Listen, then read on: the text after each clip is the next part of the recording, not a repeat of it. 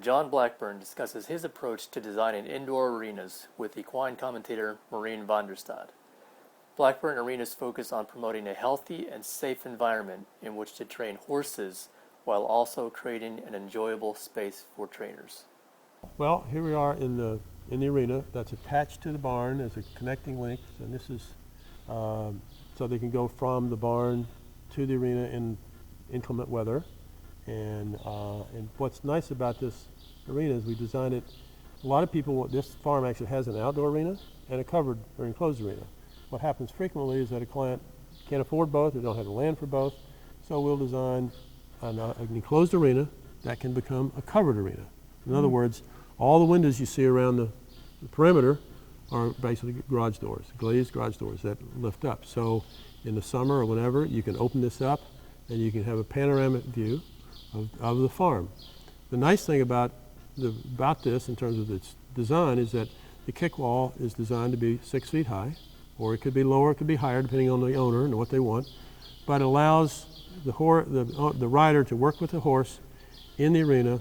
The horse is not distracted by what may be happening around the farm, but yet the rider can then, relax, enjoy their farm, enjoy looking out at the greenery or the pastures. You can ride in this arena all day long without electric lights. We're even here in a day that's overcast, heavily overcast, even raining, and yet we've got enough light that you can ride in it. That's the beauty of that is roll-up doors around the perimeter and the skylight at the top, which also has louvers. What happens in a lot of arenas is you get maybe a prefab arena where they may have a flat ceiling under the trusses. Even though they may be high enough, you're not going to hit your head if you're jumping or whatever you're riding on a horse, but they feel lower. It has a psychological impact.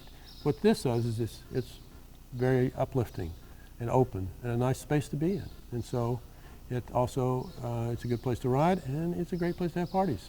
I've had clients where they'll put down always a plus a floor over this, and they'll have a dance floor, they'll have a band over in the corner, and they make a great space.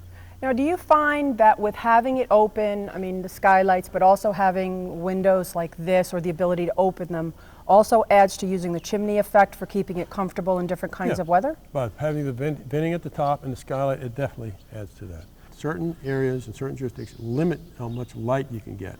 So, oh, you're seeing that now in your absolutely. Wow. So we try to get about 35 to 50 foot candles of light on the floor to give you the adequate amount of light.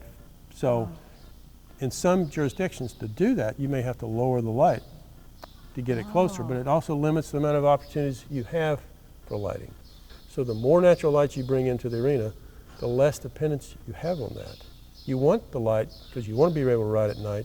Right. But if you have once again, you're reducing the cost of operation, you're reducing the risk of fire or other hazards, and you can also reduce your need for electric lights. You can only provide, if you're limited to what you can produce the amount you need for your purpose of the arena, which is riding.